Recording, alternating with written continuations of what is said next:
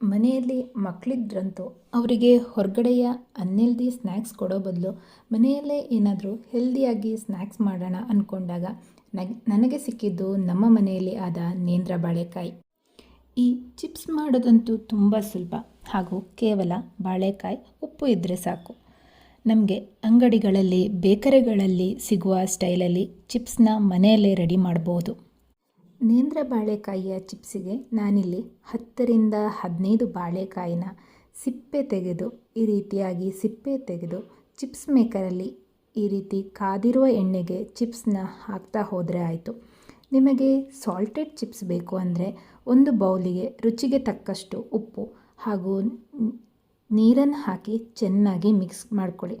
Next chips ಕಾಯ್ತಾ ಇರಬೇಕಾದ್ರೆ ಈ ಸಾಲ್ಟ್ ಸಿರಪ್ನ ಹಾಕಿದರೆ ಸಾಲ್ಟೆಡ್ ಚಿಪ್ಸ್ ರೆಡಿ.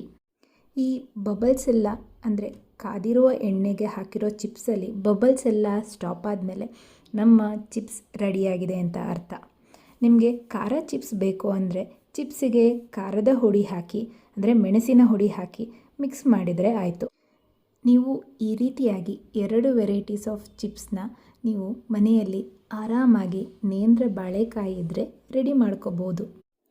ಈ ಬಾಳೆಕಾಯಿ ಚಿಪ್ಸ್ ರೆಸಿಪಿ ಡೀಟೇಲ್ ವಿಡಿಯೋನ ನಾನು ಶ್ರಾವ್ಯಾಸ್ ಯೂನಿವರ್ಸ್ ಯೂಟ್ಯೂಬ್ ಚಾನಲಲ್ಲಿ ಅಪ್ಲೋಡ್ ಮಾಡಿದ್ದೀನಿ. ನೀವು ಇನ್ನೂ ಚೆಕ್ ಮಾಡಿಲ್ಲ ಅಂದರೆ ಚೆಕ್ ಮಾಡಿ ಮನೆಯಲ್ಲಿ ಹೆಲ್ದಿ ಸ್ನ್ಯಾಕ್ಸ್ನ ರೆಡಿ ಮಾಡಿ ಎಂಜಾಯ್ ಮಾಡಿ.